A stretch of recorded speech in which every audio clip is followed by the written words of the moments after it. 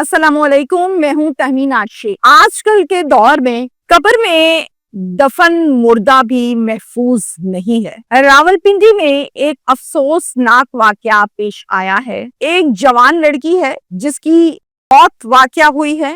मौत वाकया होने के बाद जनाजा पढ़ाया गया और कफन दफन भी किया गया रावलपिंडी के एक बड़े कब्रिस्तान में।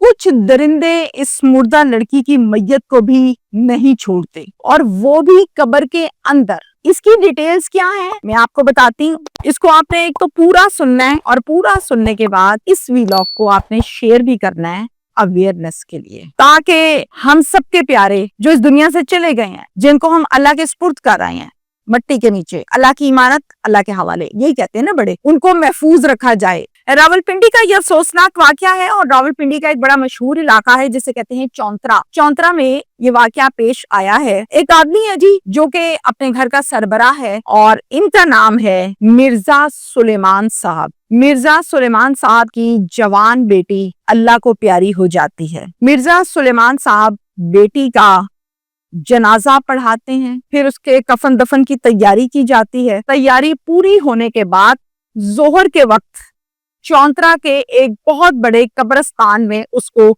सपुर्दे खाक कर दिया जाता है और वापस आ जाते हैं। अब मेहमानों का तांता बंधा हुआ है, आना जाना लगा हुआ है। जो दूर के होते हैं वो थोड़े से लेट भी हो जाते हैं अक्सर औकात। तो इसी तरह से कुछ मेहमान जिन्होंने अभी फाते खानी करनी थी वो पहुंचे और जैसे ही वो घर पहुंचे तो इन्होंने कहा चलें जी फाते खानी करने चलें। यानी कुछ ही देर के बाद दोबारा से जब कब्रिस्तान में मिर्जा सुलेमान अपने रिश्तेदारों के साथ आए फाते खानी करने के लिए, तो देखते हैं कि एक आदमी है जो बेटी की कब्र को खोद रहा है। अब यहाँ मिर्जा सुलेमान और इनके रिश्तेदार फौरन से पहले उस आदमी को पकड़ते हैं। पकड़ने के बाद पुलिस को कॉल करते हैं और पूछते हैं कौन हो, क्या हो, क्यों कर रहे थे।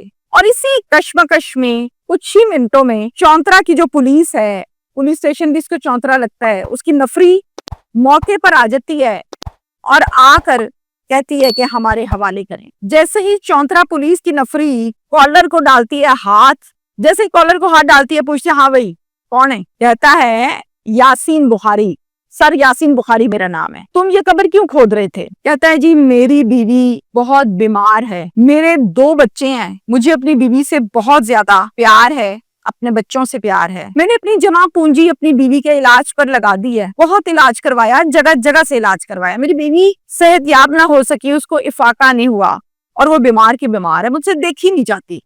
कहते हैं हमने तुमसे पूछा है कि तुमने कब्र क्यों खोदी है, तुम बीवी की स्टोरी सुना रहे हो। कहता है मुझे किसी ने बताया था कि एक आमिल है, वो बड़ा करू है, बड़ा अच्छा काम करता है, उसके पास जाओ। मैं चला गया, मैंने बताया कि मेरी बीवी बहुत बीमार है, ये उसका मसला है। मैं वो मसला फीमेल वाले मैं आपको खोल के यहाँ पर बताती, मुनासिब नहीं लगती। आमिल कहता है अच्छा और सारी बात डिटेल से सुनने के बाद कहता है तुम्हारी बीवी को कोई बीमारी नहीं है, तुम्हारी बीवी पर हुआ है बड़ा सख्त किस्म का काला जादू। अब वो काला जादू मुख्तलिफ तरीके से होता है, मैं वो तरीके नहीं तुम्हें बता सकता, हड्डियां शांडियां जलाई हुई है, बड़ा बुरा हाल है। कहता है अच्छा फिर क्या करो। कहता है मेरे पास इसका हल मौजूद है। तुम्हारी बीवी ने ना किसी दवाई से ठीक होना है, ना किसी डॉक्टर से ठीक होना है, ना सदके खैरातों से ठीक होना है।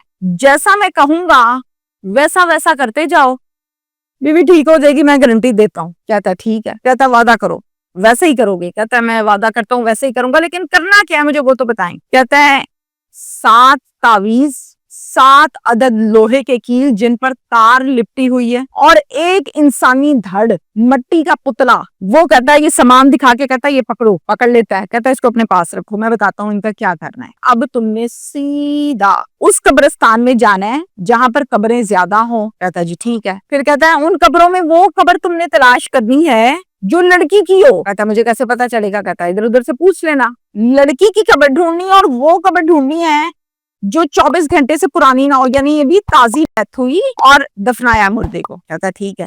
वहां पर चले जाना है। उस कब्र को जब तलाश कर लोगे फिर तुमने क्या करना है, उस कब्र को खोदना है। जब खोद लोगे तो इन चीजों को मैयत के कफन के अंदर रख के वापस कब्र बंद कर देनी है। कहता ये तो बड़ा मुश्किल सा काम है, ये मैं कैसे करूंगा। कहता अब ये तुम्हें पता है, बीवी की जिंदगी चाहिए, تو کرنا پڑے گا, نہیں چاہیے تو بس پھر دیکھتے جاؤ ہوتا کیا کیا تمہارے ساتھ. ابھی تو شروعات ہے. یہی ہے وہ کاٹ جس کا تمہاری بیوی کے اوپر ہوئے ہوئے عمل سے جان چھٹنی ہے, ادروائز جان نہیں چھٹنی.